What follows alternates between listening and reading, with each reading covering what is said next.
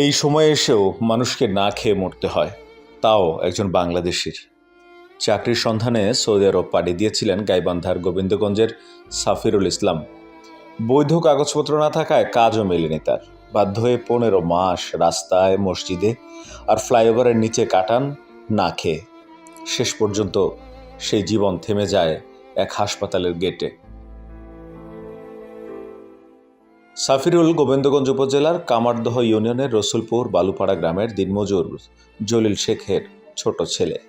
গত বছরের মেতে প্রবাসী কল্যাণ ব্যাংক থেকে 2.5 লাখ টাকা ঋণ এবং স্থানীয়ভাবে আরও 1 লাখ টাকা ঋণ নিয়ে এক দালালের মাধ্যমে সৌদি আরবে যান তিনি। পরিবার জানায়, সৌদিতে পৌঁছে চাকরি না পেয়ে চরম অসহায় হয়ে পড়েন সাফিরুল। খাওয়ার জন্য কখনো মসজিদে যেতেন, কখনো রাস্তায় রাত কাটাতেন। অসুস্থ হলেও চিকিৎসা পাননি। গত 28 জুলাই সৌদি আরবের এক হাসপাতালের গেটেই মারা যান তিনি। স্থানীয়রা জানান, একই গ্রামের প্রবাস ফেরত দালাল মিস্টারের মাধ্যমে সাফিরুল ও রনি নামে 2 যুবক সৌদি আরবে গিয়েছিলেন। সঠিক কাগজপত্র না থাকায় দুজনই চাকরি পাননি।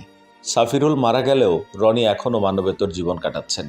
এ ঘটনায় দালাল মিস্টার গা ঢাকা দিয়েছে এবং কোনো সহায়তাও দিচ্ছে না বলে অভিযোগ পরিবারের।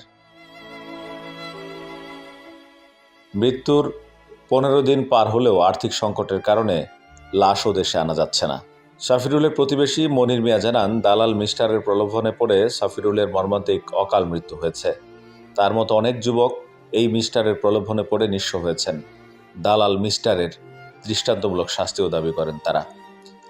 গাইবান্ধার কর্মসংস্থান ও জনশক্তি অফিসের সহকারী পরিচালক মোহাম্মদ নেশারুল হক জানিয়েছেন, পরিবারের আবেদনের ভিত্তিতে মরদেহ দেশে আনতে সরকারি সব ধরনের সহযোগিতা তারা করবেন। দালালের মাধ্যমে কেউ যেন বিদেশে না যান, সেজন্য সতর্ক থাকার আহ্বান জানিয়েছেন এই কর্মকর্তা। প্রিয় প্রবাসী, আপনার নিরাপদ ভবিষ্যতের জন্য অর্ধেক দামে আজই ফ্ল্যাট বুকিং করুন।